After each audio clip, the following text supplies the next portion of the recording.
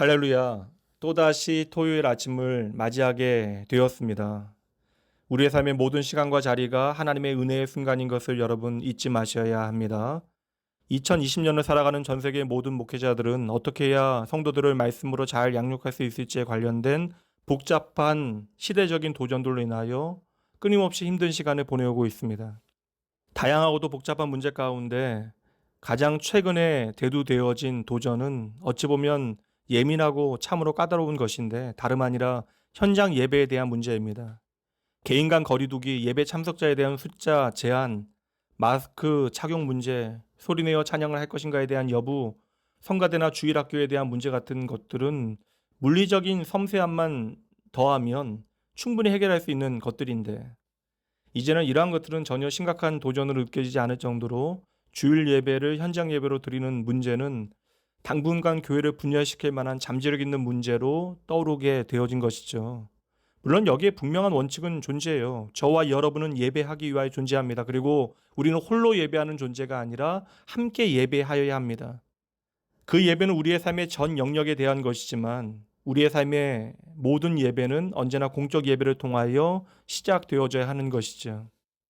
당장 우리가 어서 빨리 함께 모여 예배를 해야 한다라고 하는 생각과 또 백신이 나오기까지 사람들을 만나는 것 자체가 위험하다라고 생각하는 사람들이 우리 가운데 있습니다.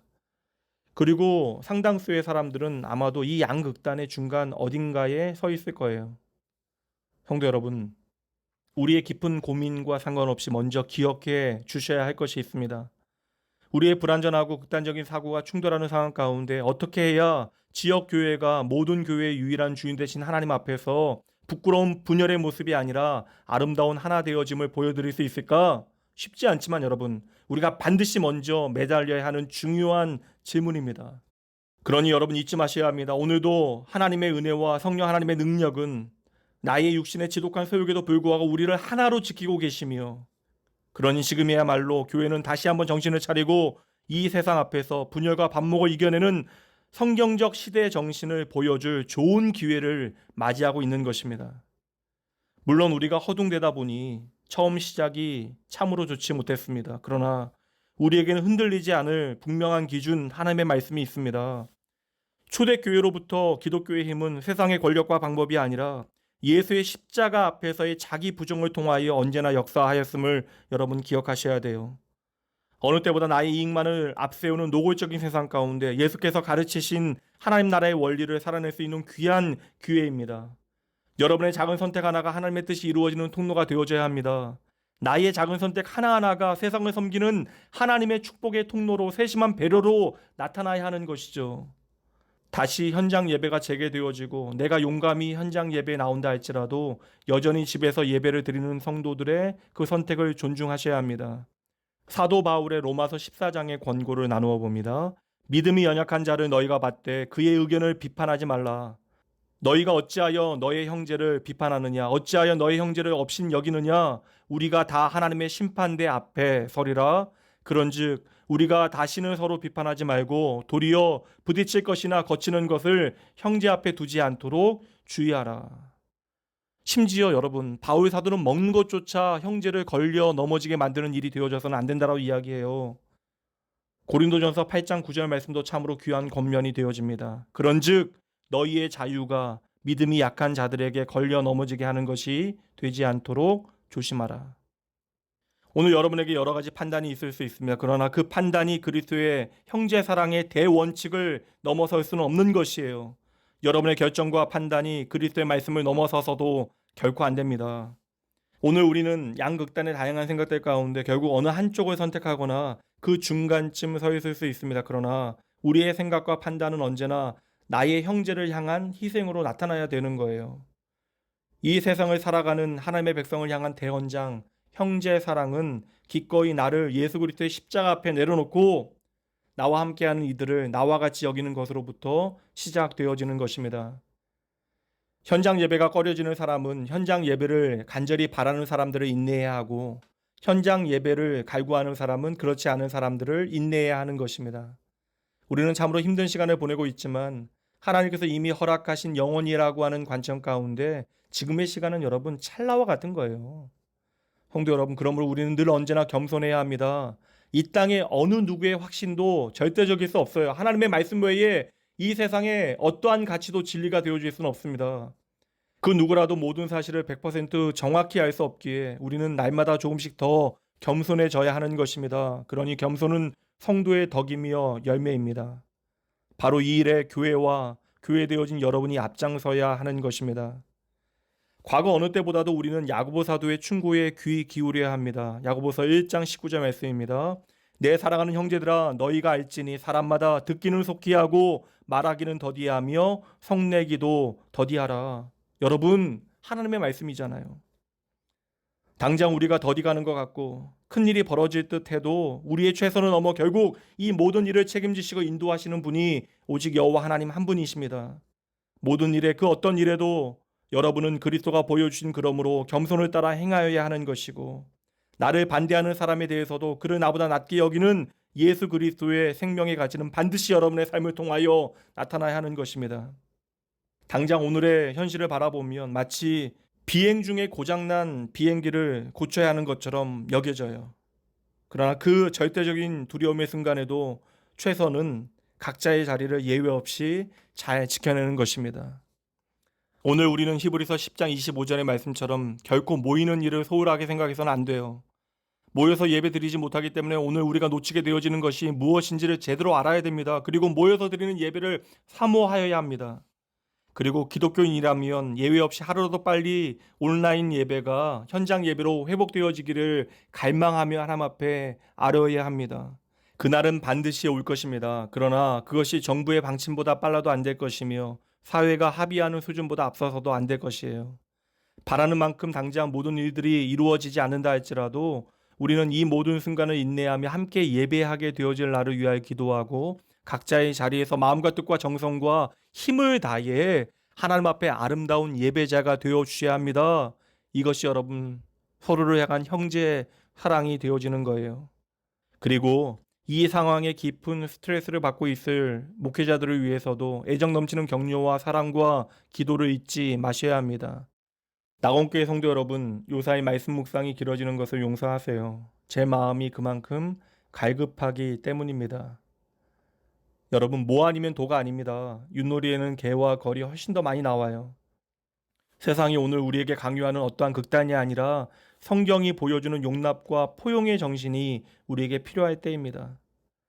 우리가 나와 다른 의견에 동조하지 못한다 할지라도 그의 말에 귀 기울일 수 있는 이유는 그의 존재를 우리가 귀하게 여기기 때문이에요. 기억하세요. 하나님은 언제나 끝까지 저와 여러분을 인내해 주십니다. 그리스도의 겸손과 인내의 결과는 상대를 귀히 여기는 모습으로부터 드러나게 되어집니다. 물론 여러분, 그리스도인들이 결코 여지를 두어서는 안 되는 것들이 있죠. 우리는 예배를 결코 타협할 수 없습니다. 예수 그리스도의 복음과 성경 말씀에 대한 확신도 마찬가지입니다. 당장 벌어지는 모든 일들에 대하여 제가 명확한 답을 드릴 수는 없습니다. 그러나 우리가 걸어갈 길을 말씀을 통해서 보여드릴 수 있어요. 오늘 아침 묵상은 사도 바울의 말로 마무리합니다. 에베소 4장 말씀입니다.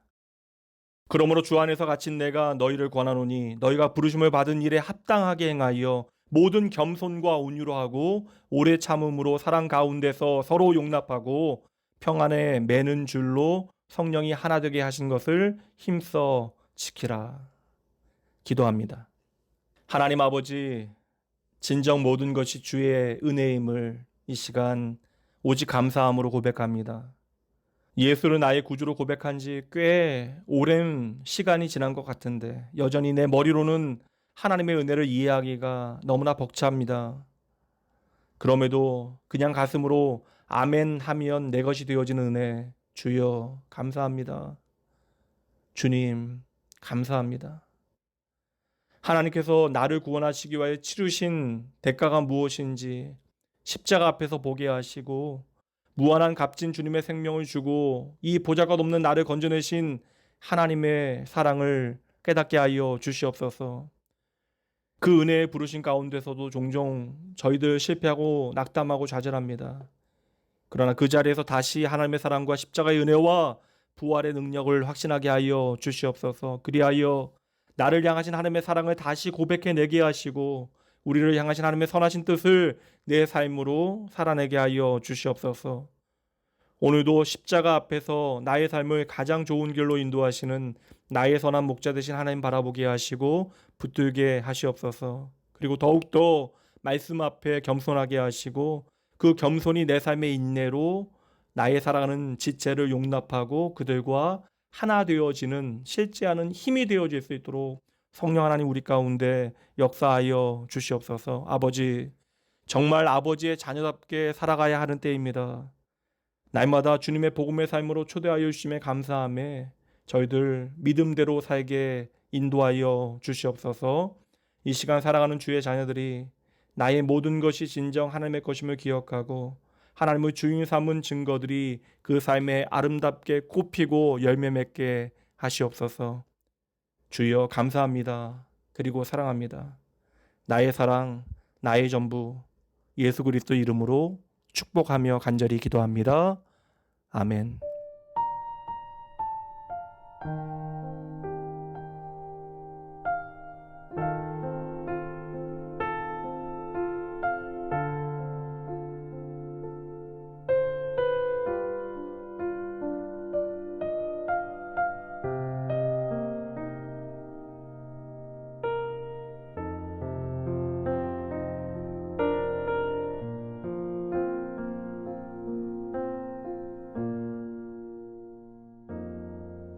나의 사랑, 너는 어여쁘고 참 귀하다. 너는 보석보다 귀하다. 내가 사랑스럽지 않을 때 너를 온전히 사랑하고 너와 함께하려 내가 왔노라.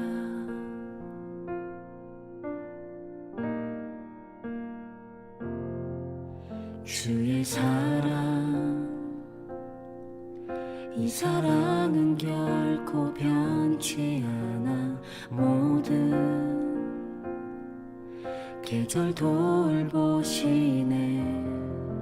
푸른 마르고 꽃은 시든 나 주의 말씀은 신실해.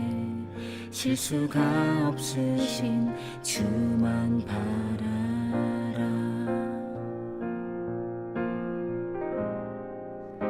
주님의 나라와 뜻이 나의 삶 속에 임하시며 주님 알기를 주만 보기를 소망해.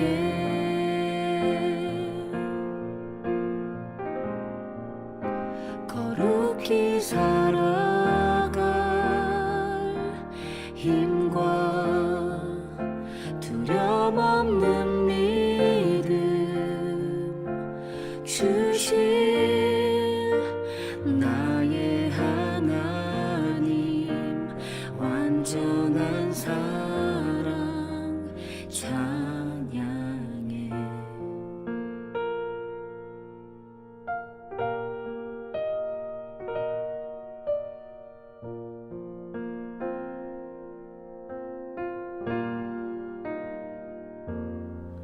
주의 사랑, 이 사랑은 결코 변치 않아. 모든 계절 돌보시네. 푸른 마르고 꽃은 시드나 주의 말씀은 진실해. 실수가 없으신 주만 바라라.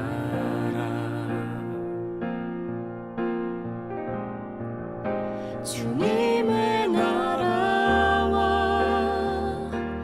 뜻이 나의 삶 속에 임하시며 주님 알기를 주만 보기를 소망해.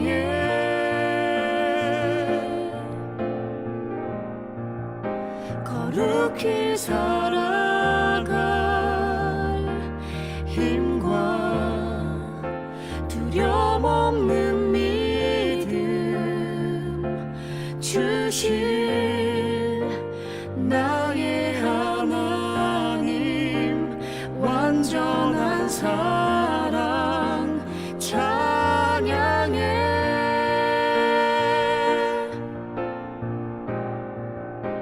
찬양하리 만군의 주 영원히 함께 하시네 존귀하신 사랑의 왕 영원히 통치